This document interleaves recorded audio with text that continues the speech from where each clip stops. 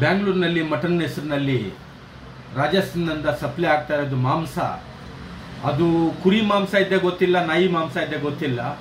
ಅದು ಇಲ್ಲಿ ಬರೋವರೆಗೂ 3-4 ದಿವಸ ಆಗ್ಬಿಡುತ್ತೆ. ಆ ಮಾಂಸವನ್ನು ಕುರಿ ಮಾಂಸ ಅಂತ ಹೇಳಿಬಿಟ್ಟು ಅಂಗಡಿಗಳಿನಲ್ಲಿ ಸಪ್ಲೈ ಆಗ್ತಾ ಇದೆ.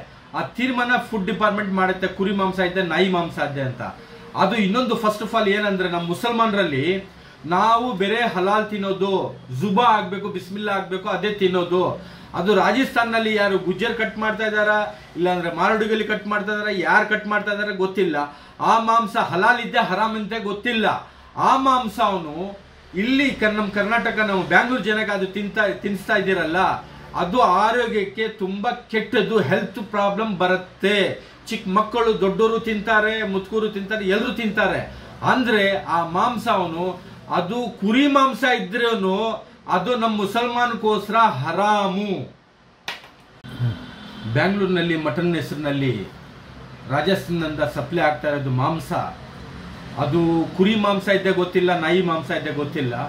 ಅದು ಇಲ್ಲಿ ಬರೋವರೆಗೂ 3-4 ದಿವಸ ಆಗ್ಬಿಡುತ್ತೆ. ಆ ಮಾಂಸವನ್ನು ಕುರಿ ಮಾಂಸ ಅಂತ ಹೇಳಿಬಿಟ್ಟು ಅಂಗಡಿಗಳಿನಲ್ಲಿ ಸಪ್ಲೈ ಆಗ್ತಾ ಇದೆ.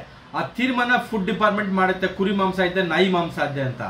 ಅದು ಇನ್ನೊಂದು ಫಸ್ಟ್ ಆಫ್ ಆಲ್ ಏನಂದ್ರೆ, ನಮ್ಮ ಮುಸಲ್ಮಾನರಲ್ಲಿ ನಾವು ಬೇರೆ ಹಲಾಲ್ ತಿನ್ನೋದು, ಜುಬಾ ಆಗ್ಬೇಕು, ಬಿಸ್ಮಿಲ್ಲಾ ಆಗ್ಬೇಕು, ಅದೇ ತಿನ್ನೋದು.